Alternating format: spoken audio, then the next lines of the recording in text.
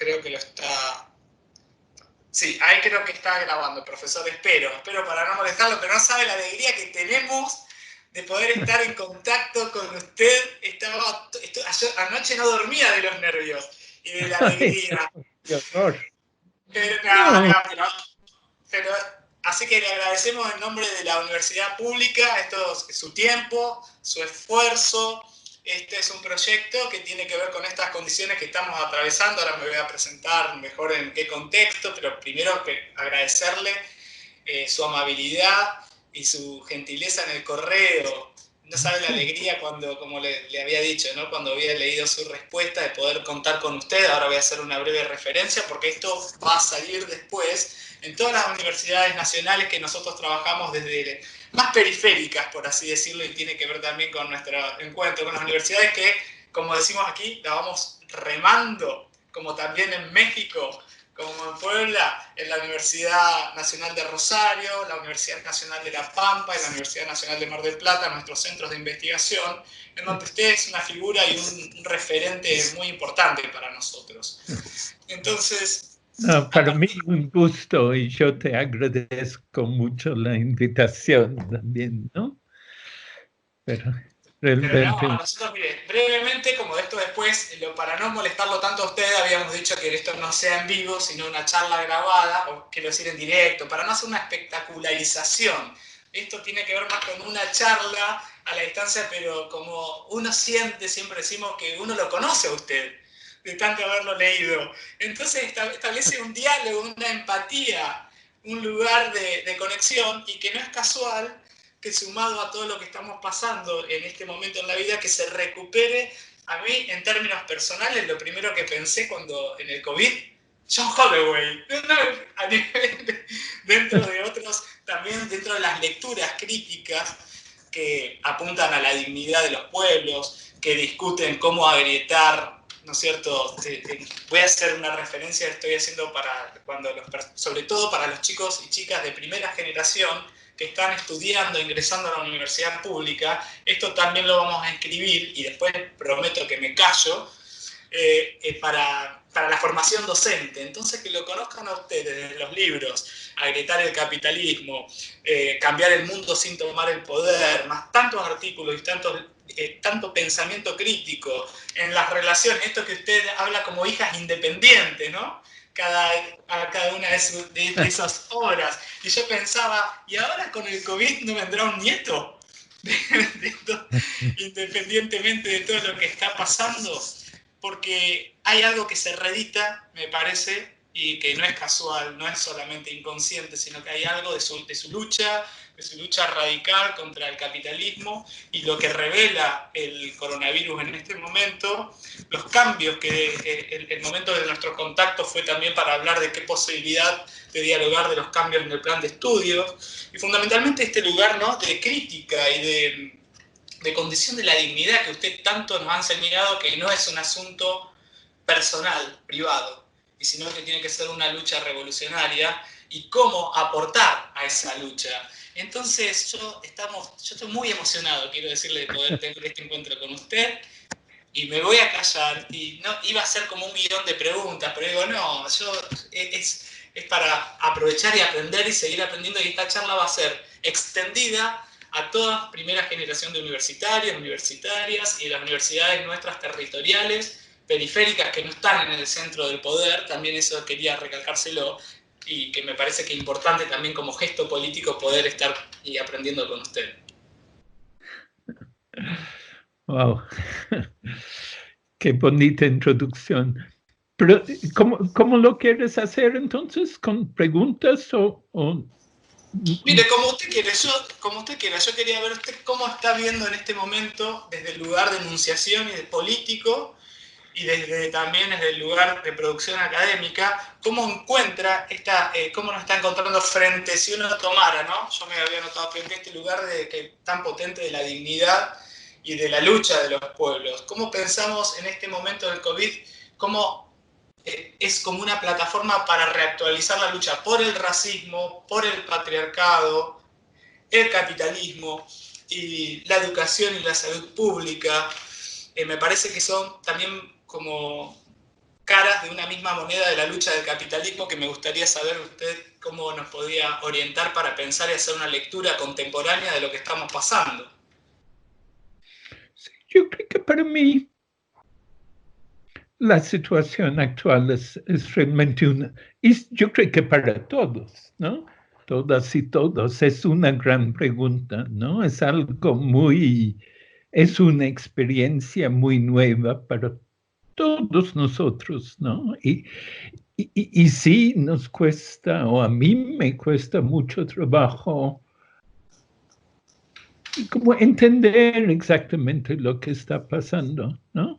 Y si tú dices que esta grabación va a llegar a los estudiantes de primera generación, eso me parece realmente emocionante, ¿no? Porque yo creo que para ellos y ellas es realmente una experiencia sin precedente, ¿no? Como que me cuesta trabajo imaginar cómo va a ser para ellas y ellos salir del encierro, ¿no? Empezar en la universidad, no saber al principio en qué condiciones se van a dar las clases, ¿no? Que seguro sí, la experiencia universitaria va a ser algo nuevo, pero algo nuevo que ellos y ellas van a moldear, ¿no? También, porque para todas es realmente un experimento, ¿no?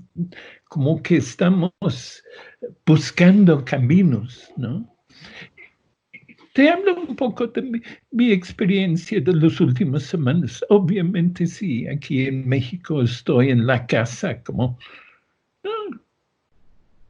todo el mundo, ¿no? Y he estado dando clases en línea, ¿no? Ya terminamos. Doy clases en la maestría, en nuestro posgrado, ¿no? Pero lo especial es que desde hace unos años doy un curso sobre la tormenta, ¿no? Los zapatistas en una reunión sobre el pensamiento crítico contra la hidra del capitalismo. Ellos en su convocatoria para el encuentro dijeron, bueno, nosotros pensamos que viene una tormenta, que se van a empeorar mucho las cosas en los próximos años. ¿Qué piensan ustedes? Y desde entonces doy un curso que se llama La Tormenta, ¿no? Que es realmente un intento y que ya se publicó un librito, no sé si lo conoces, en Argentina, que es como un resumen del curso, ¿no? Pero la pregunta es cómo entender entonces esta tormenta que viene, ¿no?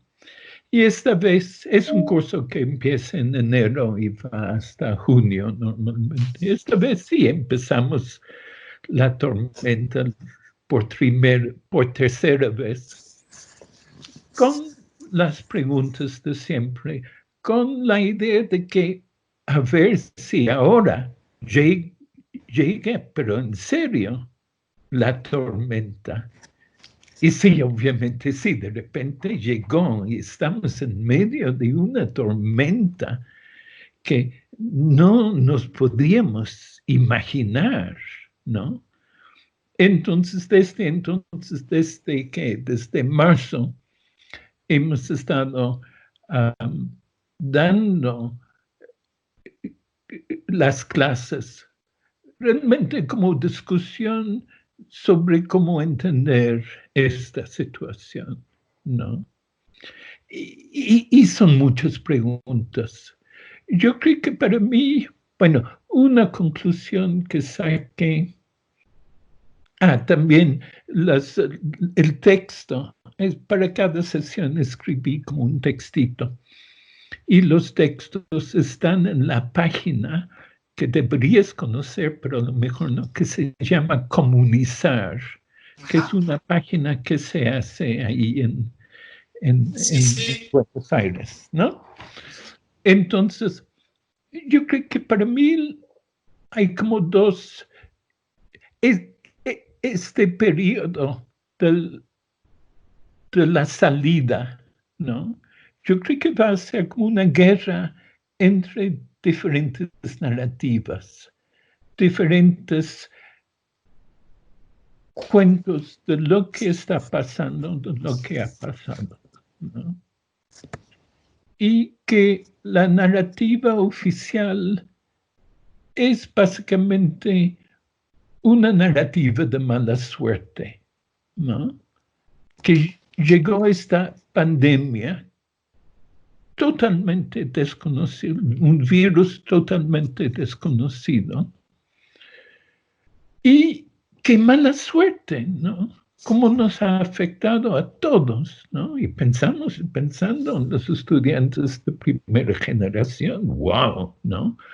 ¿Cómo las está afectando, ¿no? Qué mala suerte, ¿no? Que esa pandemia llegó justo cuando iban a empezar la universidad, por ejemplo. Y no solamente eso, la narrativa sigue y también va a tener un efecto económico terrible, realmente sin precedente. Estamos entrando, eso sí, casi seguro a la peor crisis económica del último siglo, ¿no? Y dicen que se va a sentir, obviamente, en el mundo entero, pero en América Latina más que en cualquier otro lugar. ¡Qué mala suerte! ¿No? Y para mí es importante decir, no, sí, obviamente es una experiencia terrible para todas y todos, pero no es mala suerte, no es mala suerte. Primero porque la pandemia surgió de la destrucción de la relación entre humanos y naturaleza, ¿no? Realmente es esta destrucción que es resultado de un sistema basado en la búsqueda constante de ganancias, ¿no? Es este sistema capitalista que está destruyendo las otras formas de vida, no solamente en los humanos, sino también en las otras formas de vida y en la relación entre humanos y naturaleza, ¿no? A través de la industrialización de la agricultura, a través de los megaproyectos que se están haciendo por todos lados, a través de la eliminación casi total del campesinado en todo el mundo, etcétera, ¿no? A través de la comercialización de los animales silvestres o salvajes, ¿no? Entonces la pandemia surgió como resultado de este proceso, ¿no? Entonces hay una destrucción de los hábitats de los animales silvestres. Ellos se tienen que acercar a las ciudades, hay una transmisión más fácil de virus entre ellos y nosotros y al revés, ¿no? Sí, sí. Entonces es una pandemia capitalista, no es mala suerte, es producto totalmente previsible y totalmente también previsto, ¿no? Porque hubo muchas advertencias que sí podría pasar. Entonces eso me parece primero, es la primera cosa, que es una pandemia que no es mala suerte, sino que sale de cómo está organizada la sociedad Y no solamente eso, sino también es una advertencia que dice muy claramente, si no cambian la organización de la sociedad, se están acercando, nos estamos acercando posiblemente a la extinción, ¿no? Entonces, una advertencia terrible. Y la segunda cosa es que la crisis económica tampoco es cuestión de mala suerte, porque no es resultado de la pandemia, ¿no? Es una crisis que ya se veía llegar, ¿no? En la crisis financiera de 2008, que tuvo efectos terribles en todo el mundo, pero realmente no fue una crisis, fue más bien una postergación de la crisis, ¿no? Se iba a estallar la crisis, una crisis todavía mucho más terrible, pero con la intervención masiva del gobierno de Estados Unidos y todos los gobiernos, se logró postergar los efectos más terribles de la crisis, ¿no? Entonces, desde hace como 4 o 5 años, los comentaristas más distinguidos han estado diciendo, pero cuidado, ¿no? Cuidado porque va a llegar una crisis más terrible en sus efectos que 2008. Incluso hay un libro de un comentarista muy, muy respetado que habla del, bueno, en inglés dice, el fire next time, fuego la próxima vez, ¿no? Que viene de una canción, que viene de la idea de que de la historia de Noé, ¿no? Que en el caso de Noé fue una catástrofe mundial, pero con el agua. Pero la próxima vez no va a ser el agua, no va a haber sobrevivientes, va a ser el fuego, ¿no? Entonces ya se hablaba, y se hablaba mucho, de una crisis económica terrible que iba a llegar. Una crisis, obviamente una crisis capitalista, una crisis que no resulta del hecho de que estamos encerrados, sino que resulta de la acumulación enorme de la deuda como base de la reproducción capitalista en los últimos 20, 30 años, ¿no? Y yo creo que para mí eso es muy importante, decir muy claramente, ¿no? Esta situación terrible que todas estamos viviendo, no es mala suerte, es resultado de esta organización social, es resultado del capitalismo, ¿no? Sí, sí, sí, profesor. No, un placer escucharlo y ¿ahí me escucha bien usted? Sí, muy bien. Ah, ¿Y tú escuchas bien? sí, me lo escucho perfecto y me encanta escucharlo y nos está ayudando un montón porque me parece... Yo después me voy a tomar, usted se toma agua y yo me tomo el mate argentino, que usted estuvo en Rosario, así que... Por supuesto. Y pensaba esto, qué importante la desnaturalización de la pandemia. Sacarlo de su dimensión meramente biológica y comprenderlo en términos de capitalistas. Esto que usted señaló, ¿no? Que es una pandemia capitalista. Sí. Y esta desnaturalización me parece que es la que también nos puede ayudar precisamente como advertencia, esto que usted decía, como la metáfora de Noé, ¿no? De que la próxima vez va a ser fuego y Sí. que hemos tenido a lo largo de los últimos años advertencias fuertemente en las cuales siempre, pero estos efectos quedan postergados los mismos sectores. Mientras usted hablaba pensaba en el huracán Katrina, por pensar, ¿no? Sí. Que se habla de una catástrofe Sí. natural. Sí. Sí. Y de los postergados en Nueva Orleans eran siempre los mismos.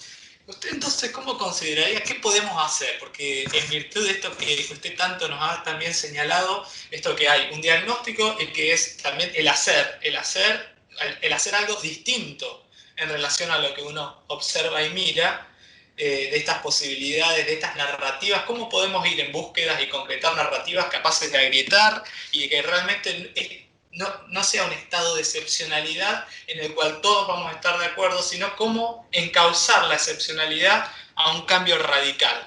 ¿Usted lo ve posible, profesor, esto? Es siempre una pregunta difícil, ¿no?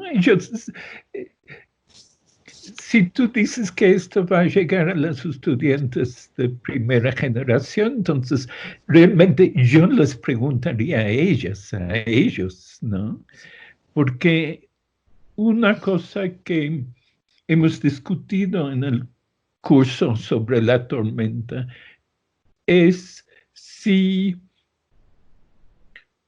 el encierro tiene como un efecto de olla de presión, ¿no? Entonces, sí, estamos encerrados, ¿no? Ustedes en Argentina todavía también, creo, ¿no? Bueno, sí. ¿no? Entonces, no nos estamos juntando con otros, con amigos, ¿no? Tenemos el contacto virtual, sí, pero no es la misma cosa. Y me parece que hay dos maneras de ver, hay muchísimas discusiones, ¿no?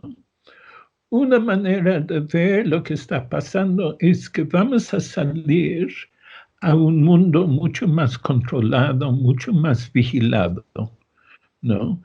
Vamos a salir también mucho más individualizadas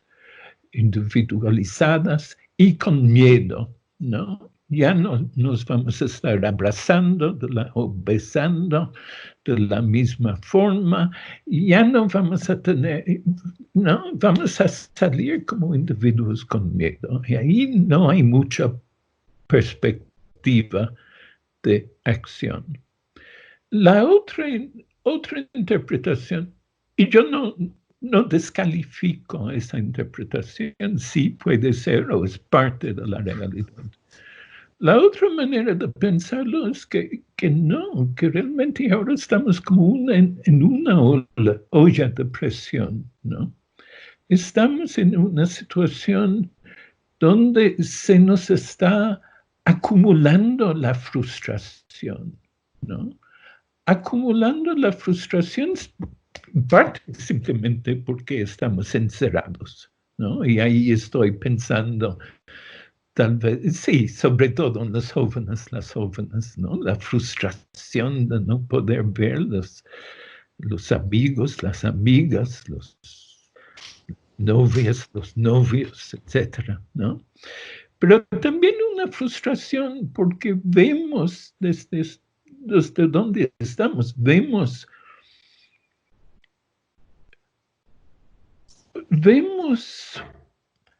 una injusticia enorme, ¿no? Vemos, por ejemplo, que la enfermedad y el encierro no es la misma cosa para todos, ¿no? Que realmente está tocando mucho más fuertemente a los pobres, a las pobres, en términos de enfermedad, ¿no? En términos de muertes, ¿no? Pero también en términos, por supuesto, de no tener para vivir, para comer, ¿no? ¿No? Una inseguridad terrible, ¿no? Entonces, no, en ese sentido, me parece que está creciendo una conciencia de la injusticia terrible que desvela este virus, ¿no? Que el virus como que está desenmascarando la injusticia, la inseguridad del sistema, ¿no? También cuando vemos, por supuesto, que hay algunos capitalistas que están ganando y ganando millones y millones y millones de dólares con la situación actual, con el COVID-19, ¿no? A través, bueno, Amazon, ¿no? todas las empresas tecnológicas de Zoom, etcétera, ¿no? Entonces, supongo que mi idea es que simplemente no sabemos si vamos a salir así como despolitizados, individualizados, o si vamos a salir enojados, enojadas, frustradas, frustrados, queriendo hacer algo para que no se repita esta experiencia, ¿no? Queriendo hacer algo para, sí, para abrazar y besar a la gente también, ¿no? Y por supuesto ahí entra toda la experiencia de Estados Unidos de los últimos 15 días, ¿no?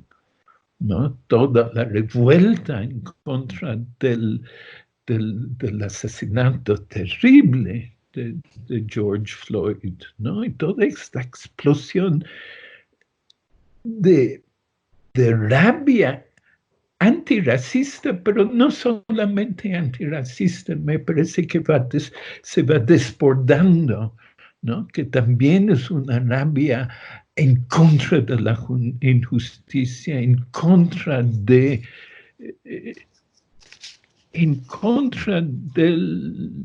Trump, por supuesto, pero en contra de toda esta hipocresía,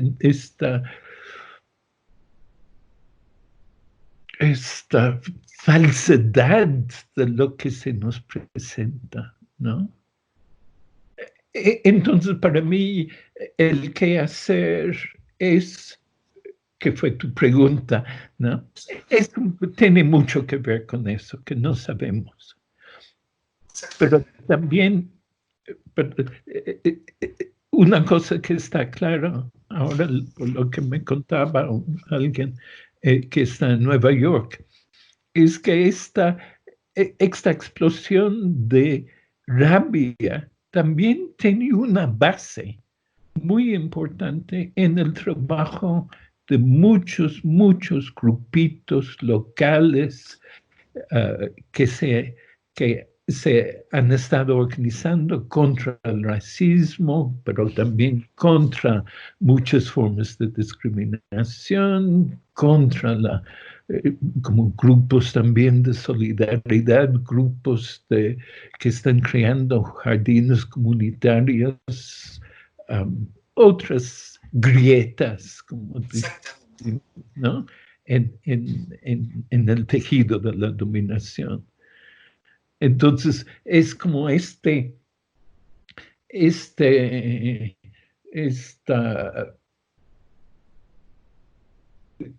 conjunción, ¿no? Esta confluencia de todas estas iniciativas pequeñas y la explosión de rabia. Me parece que ahí está la esperanza realmente, ¿no? De que sí se pueda hacer algo. Sí, mientras usted, escuchándolo, pensaba, me remitía a sus textos, ¿no? Y lo que me permite pensar, esto del scream, del grito, que quizá, y esto que usted jugó con la olla a presión, que quizá a lo mejor en un momento de la historia estuvo alojado metafóricamente como en la frustración de ese grito original al nacer, pero ahora es como la frustración en el otro extremo del cansancio, ya no solo al nacer, sino diciendo basta, ¿no es cierto? Se juntan los dos extremos, el del principio y el del final de la vida, por decirlo así, en un momento histórico, ¿no? Que lo que tiene en común es ese grito y hacer audible y generar las condiciones de esta posibilidad de agrietar, lo que efectivamente uno también pensaba, ¿no? Aquí en Argentina, en la educación pública, en las escuelas, en un mundo incierto, como usted decía, no sabemos un plan y es todo incierto, pero esto que la escuela, sin embargo, es un lugar de certeza, más allá de todo. La preocupación del docente, y lo pienso también en México con los colegas, el trabajo territorial, la preocupación por los estudiantes, aunque sea simbólicamente como parte de una narrativa. Pero aquí solemos decir, no, a lo mejor las maestras van en lancha, la mayoría mujeres, a caballo, en los ámbitos rurales le clavan en la tranquera las tareas, no tienen conexión no saben si van, pero saben que en algún momento llega la maestra o llega esa presencia del Estado como una certeza, mira, estamos preocupados por vos. Y que es desde las bases. Entonces, eso, ¿no? Pensaba también que conoce a Sting, ¿vio el músico? Sting, un cantante. Ah, sí. Sí, Que sí. dice, I'm an Englishman in New York. Y yo digo, ¿cómo es ser un Irishman en Puebla? Maravilloso, me parece que esté ahí pensando en las cuestiones colectivas, que he tenido la suerte de estar en Chiapas y ver cómo funciona la universidad, cómo funcionan las escuelas públicas, estos lazos horizontales de solidaridad que son maravillosos para aprender. Mientras usted hablaba, me acordaba de eso. Sí. ¿No? Sí, no, realmente para mí sí. Es una pregunta muy abierta. Me parece que sí tenemos que tomar muy, muy en serio la pandemia como advertencia, ¿no? Porque realmente no hemos, bueno, sí tenemos el calentamiento global como advertencia, ¿no? Como de que, wow, ¿no? ¿Cómo va a ser el mundo dentro de 50 años? Pero ahora también tenemos la pandemia como advertencia, que a mí realmente no se me había ocurrido de que podría pasar algo así. Pero ahora están diciendo, ¿no? Que muy posiblemente va a ser la primera de, bueno, quién sabe, de varias, de muchas. Claro. Y de alguna forma tenemos que llegar a esta pregunta fundamental de cómo está organizada la sociedad y cómo cambiarla. Y eso, cómo cambiarla, obviamente tiene que basarse en la experiencia de hacer las cosas de otra forma, ¿no? Sí, de hacer clases de otra forma, por ejemplo. Digo, clases de enseñanza, de otra forma. ¿Cómo pensar nuestra actividad, supongo, de otra manera, y no solamente en términos de empleo y trabajo, ¿no? ¿Cómo vincular nuestros enojos? Supongo que con lo de Estados Unidos, lo que está pasando, obviamente es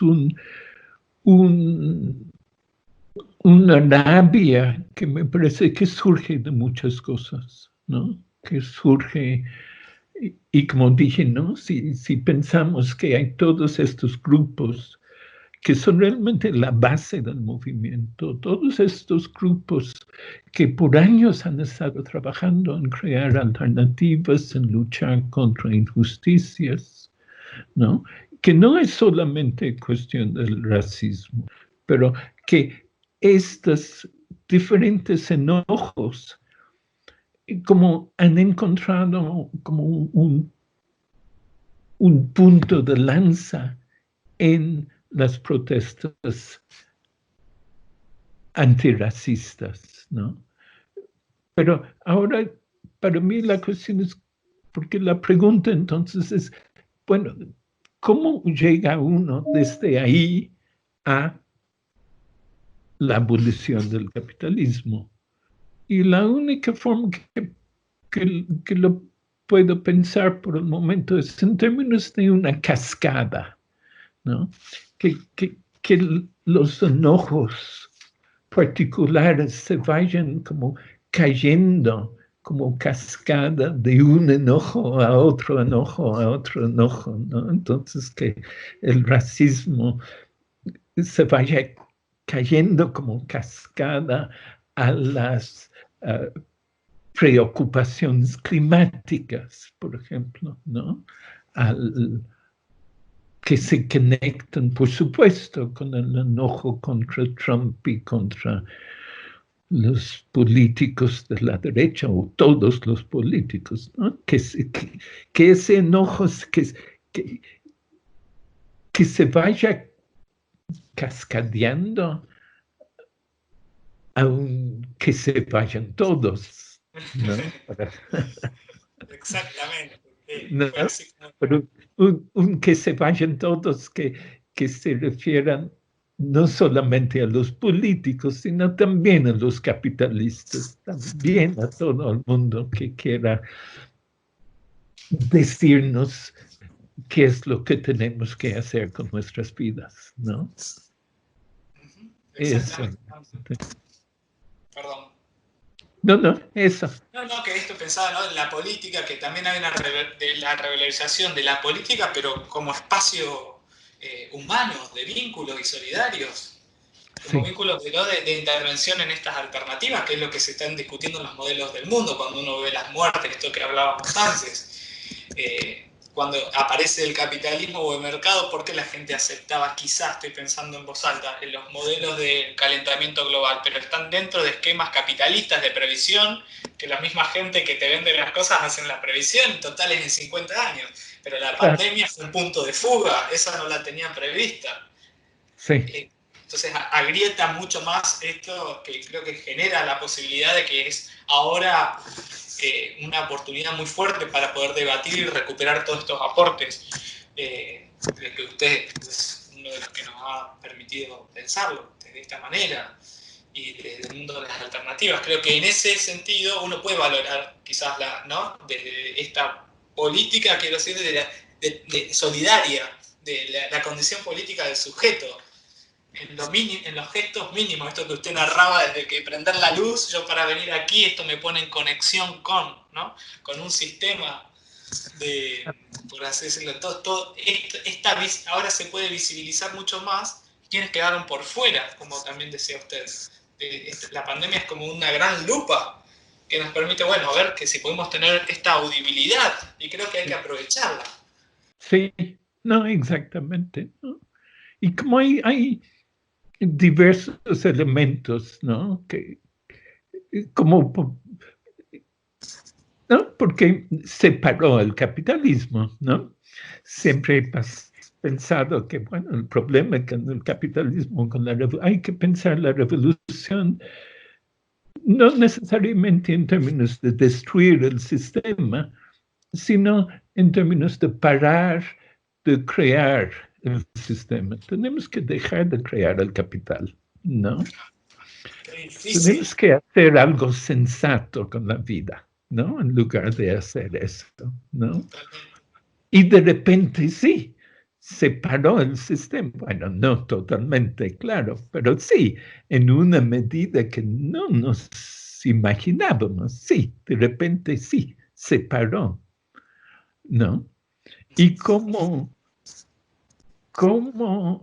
construir sobre esa experiencia, porque también de repente las calles están vacías, no se está destruyendo el mundo tan rápidamente como hace 6 meses, etcétera, ¿no? Entonces, cómo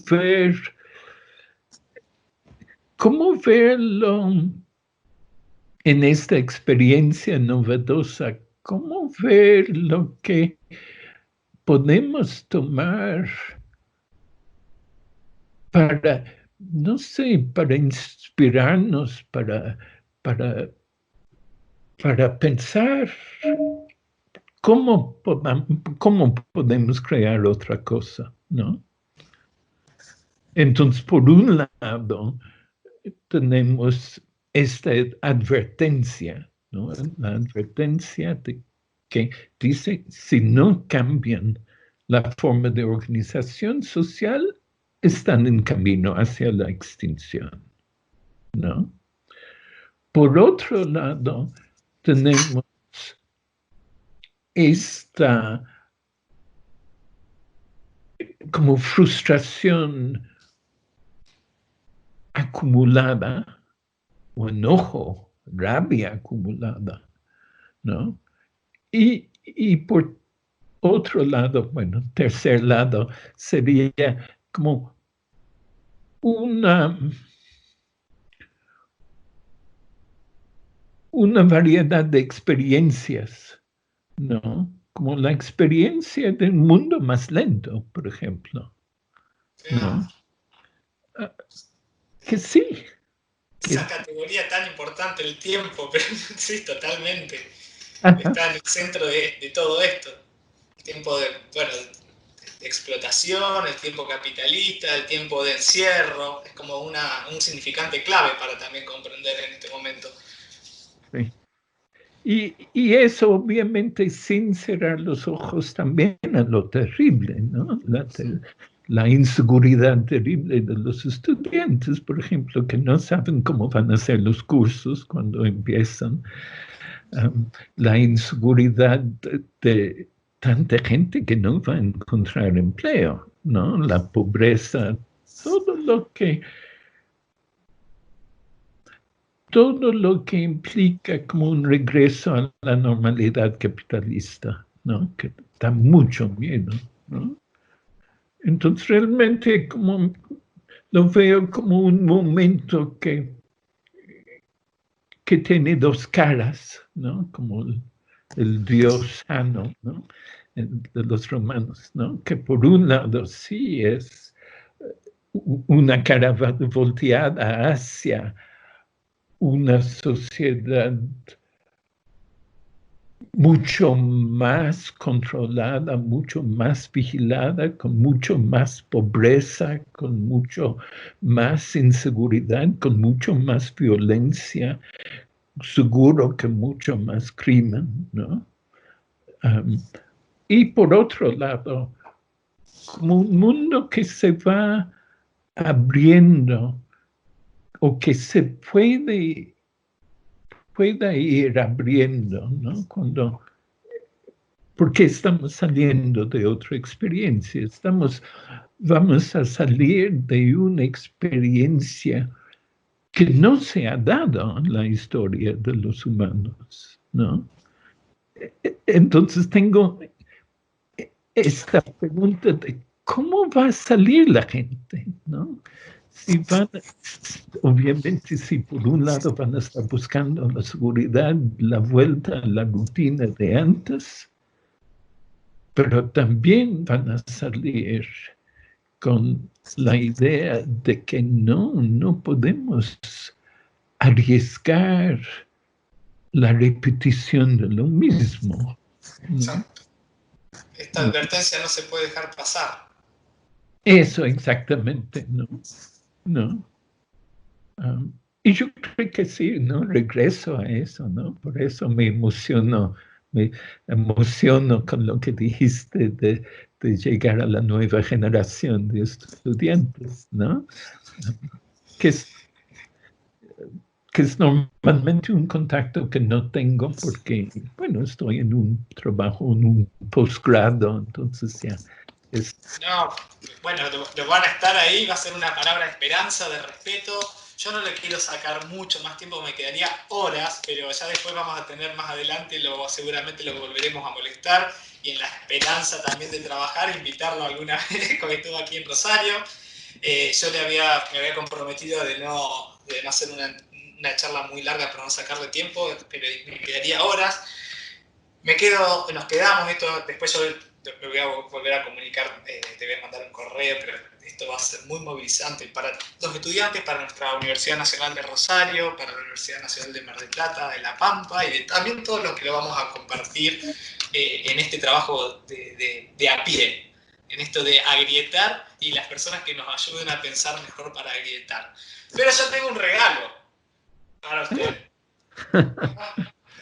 Porque usted viniendo de un lugar también, ¿no? Con una historia que podría pensar, ¿no? Ahora no para esta charla, pero colonial, y un lugar como Irlanda en algunas cuestiones que podemos tener puntos de contacto con alguna relación para pensar ciertos esquemas, y usted está en Puebla y digo, bueno, esto usted ya lo conoce, porque es una Irish Wish, ¿no? Sí, claro que sí. Claro, pero aquí también. claro, pero esta es una quena. Esta es una quena, que es un instrumento del altiplano, Ah, ¿no? Y del mundo andino. Entonces yo digo, bueno, le voy a regalar una melodía ay, sí, por favor. irlandesa, pero haciendo justicia descolonial con los instrumentos andinos. Para los dos pueblos. Así que es una melodía tradicional para agradecerle. Voy a intentar tocarla un poquito para ver si se escucha.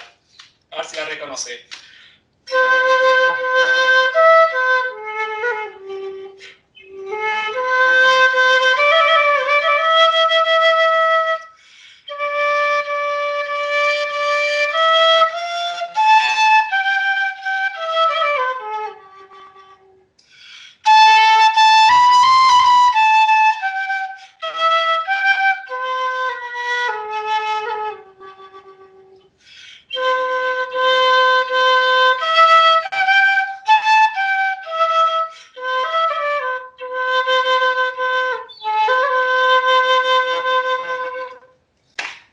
Como modo de agradecimiento. Qué lindo regalo, muchas gracias. Qué Por lindo. nuestra tierra y por nuestros pueblos, querido profesor John, le agradezco muchísimo por esto. No, yo a ti. Realmente fue un placer.